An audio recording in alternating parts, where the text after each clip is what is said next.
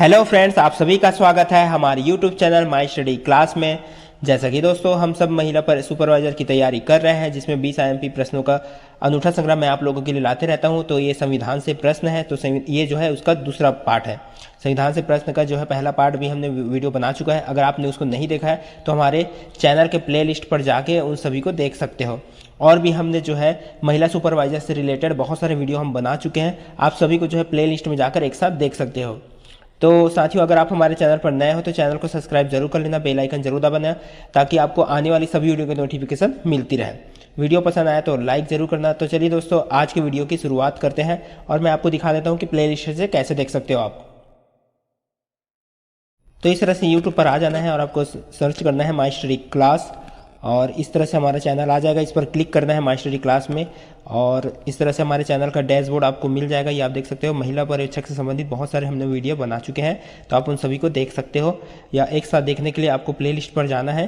ठीक है साथियों, इस पर क्लिक कर लेना। प्ले लिस्ट पर जाओगे तो आपको ये महिला पर्यवेक्षक मिल जाएगा। इस पर आप क्लिक कर सकते हो। इस पर क्लिक करोगे तो आपको पूरा महिला पर्यवेक्षक से संबंधित सारी वीडियो एक साथ आपको मिल जाएगा। तो चलिए आज के वीडियो की शुरुआत करते हैं। तो चलिए दोस्तों, आज की वीडियो की शुरुआत करते हैं। तो पहले हम जान लेते हैं कि अनुसूची क्रमांक और उनके विषय वस्तु, यानी कि उस अनुसूची में क्या क्या है। अगर एक बार हम डिटेल जान गए तो हमारे सामने जो है किसी भी प्रकार का प्रश्न आ जाए तो हम उसको सॉल्व कर लेंगे। तो एक बार हम यहाँ से पूरा डिटेल जान लेते हैं कि कौन कौन सी अनुसूची में कब है, क्या क्या क्या है, और कौन सी अनुसूची जो है कब नया जुड़ा है। तो पहला अनुसूची देख लेते हैं। यहाँ पे पहला अनुसूची पहला में क्या है, संघ तथा राज्य क्षेत्र का ब्यौरा यहाँ पे दिया जाएगा। और क्या है, भारतीय संविधान की पहली अनुसूची जो है राज्य के नामों की सूची तथा उनके क्षेत्रों का ब्यौरा देती है। पहली अनुसूची में जो है जितने भी राज्य हैं भारत के, उनके नामों की सूची देगी और उनके क्षेत्रों का ब्यौरा देती है। ये अनुसूची फर्स्ट में है। ठीक है साथियों, संघ तथा राज्य क्षेत्र अनुसूची 1 में इनके बारे में जानकारी हमको मिलती है। किनके बारे में? राज्यों के नामों की सूची और उनके क्षेत्रों का ब्यौरा मिलता है। इसके बाद है अनुसूची सेकंड। तो दूसरी अनुसूची देख लेते हैं हम। तो दूसरी अनुसूची ये आपको दिख रहा होगा। तो दूसरी अनुसूची यहाँ से यहाँ तक है। तो दूसरी अनुसूची से हमसे क्या जानकारी मिलती है?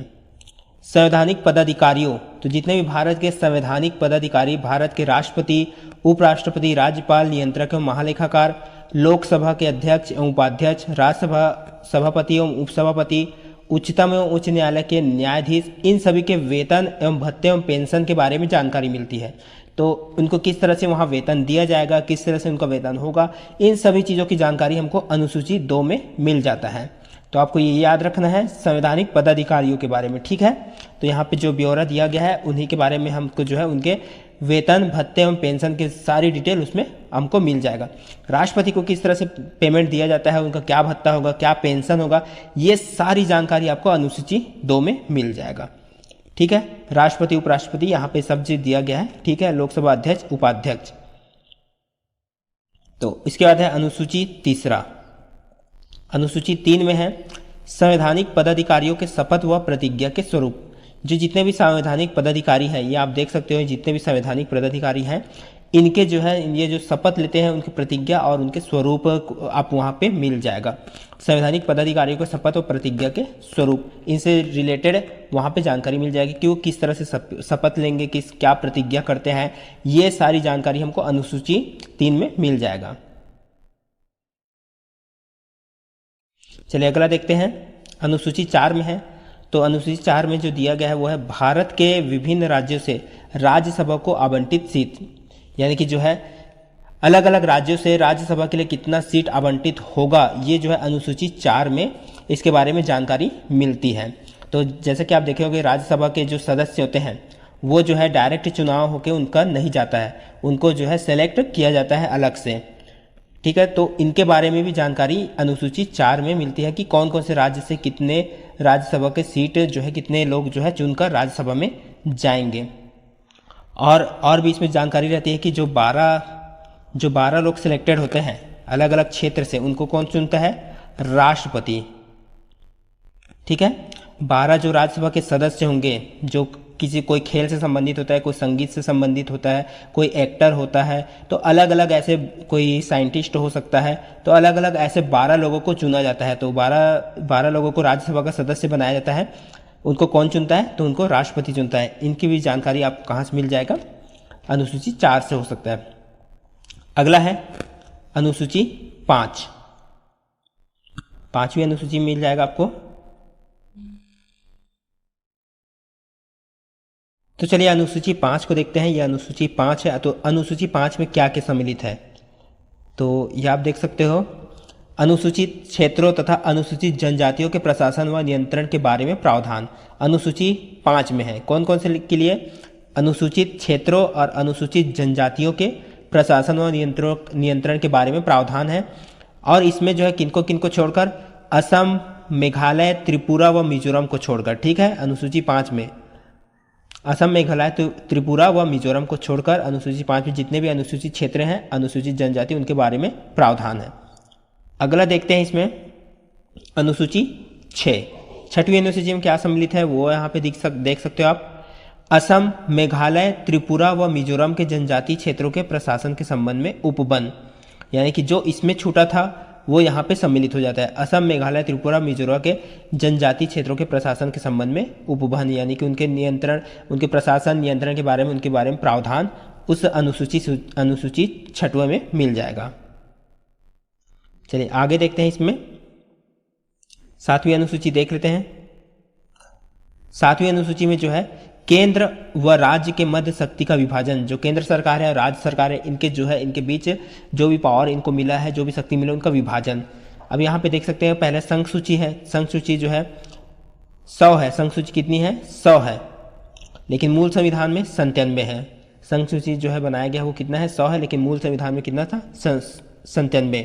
उसके बाद है राज्य सूची। राज्य सूची जो है 61 है, मूल संविधान में कितना था? 66। इसके बाद हम देख लेते हैं समवर्ती सूची। समवर्ती सूची जो है 52 है, लेकिन मूल संविधान में कितना है? 47। मूल संविधान में कितना था? 47 था।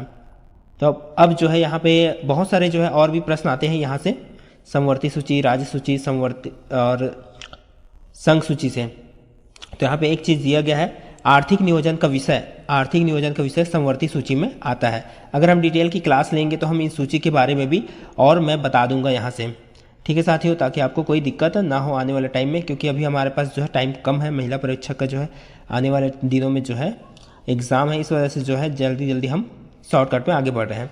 तो आर्थिक नियोजन का विषय समवर्ती सूची में आता है, और हम ज़्यादा बड़ा भी वीडियो नहीं बना पा रहे हैं, छोटा छोटा ही बना पा रहे हैं। चलिए अगला देखते हैं अनुसूची 8वां। 8वीं अनुसूची में क्या क्या सम्मिलित है वो हम देख सकते हैं। तो 8वीं अनुसूची में जो है पूरे भाषाओं से संबंधित जानकारी मिलती है आपको। राजकीय भाषाएं, मूल संविधान में जो है 14 और वर्तमान में 22 भाषाएं। अगर पूछा जाए तो मूल संविधान में कितनी भाषाएं थी, तो 14, और अभी वर्तमान में देखा जाए तो 22 भाषाएं हैं। पूरा हमारे भारत में कितनी भाषाएं हैं? 22 भाषाएं हैं, उनको मान्यता प्राप्त भाषाएं। ऐसे तो बहुत सारे भाषाएं हैं, लेकिन संविधान में जो लिखित है वो कितने हैं? वर्तमान में 22, और मूल संविधान में था 14। तो अब देखो, मूल संविधान में 14 था, तो अब जो है बाकी 22 कैसे हो गया? तो कब कब जोड़ा गया? 21वां संविधान संशोधन हुआ 1967 में, और उसके तहत जो है सिंधी भाषा को जोड़ा गया।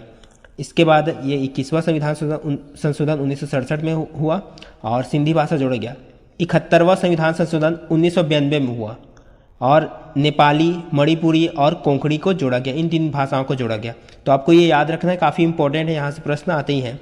उसके बाद 92वां संविधान संशोधन हुआ 2003 में हुआ।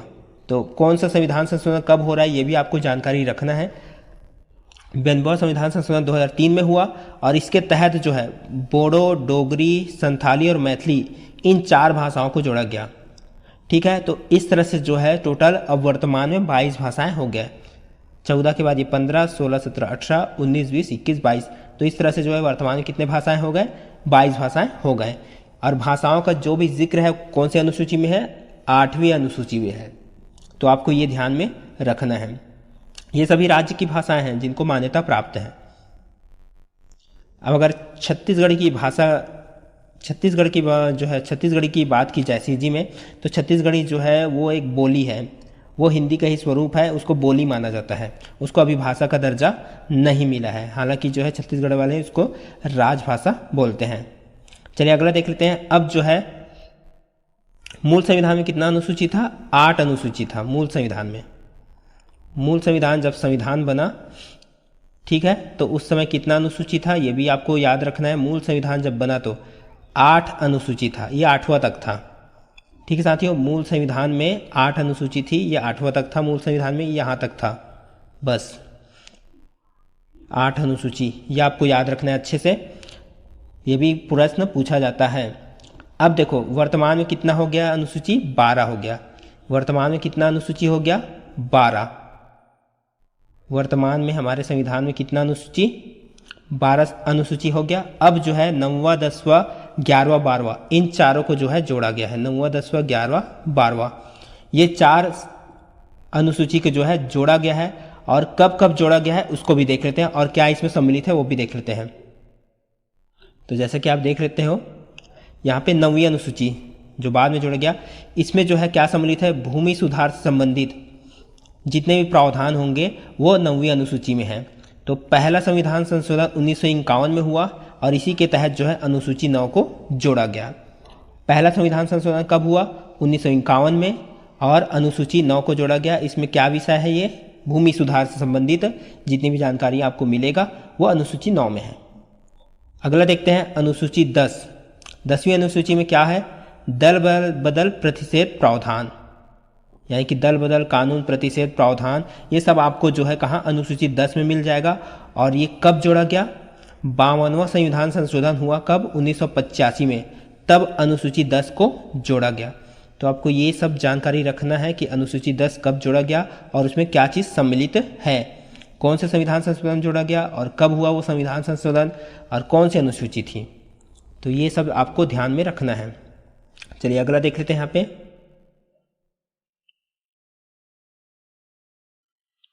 अनुसूची 11वां।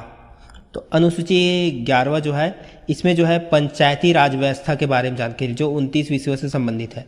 ठीक है, अनुसूची 11 में क्या है, पंचायती राज व्यवस्था। कौन से अनुसूची में है, अनुसूची 11 में है, जिसमें 29 विषयों के साथ।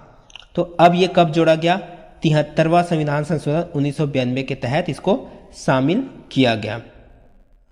ठीक है, आपको याद रखना है, ध्यान रखना है, 73वां संविधान संशोधन हुआ कब हुआ, 1992 में हुआ, और उसी के तहत जो है अनुसूची 11 को जोड़ा गया, जिसमें पंचायती राज व्यवस्था 29 विषयों के साथ इनकी सारी जानकारी आपको मिलेगी।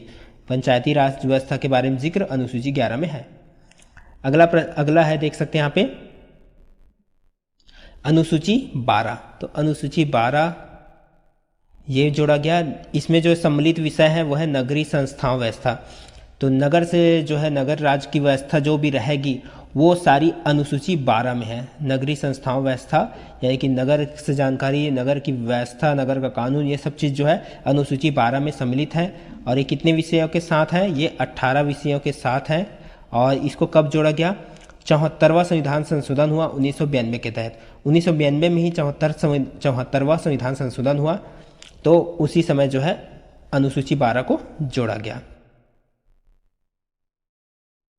तो ये था दोस्तों जो है भारतीय संविधान के अनुसूची से संबंधित कुछ डिटेल, क्योंकि यहाँ से जो है अक्सर बहुत सारे प्रश्न पूछे जाते हैं।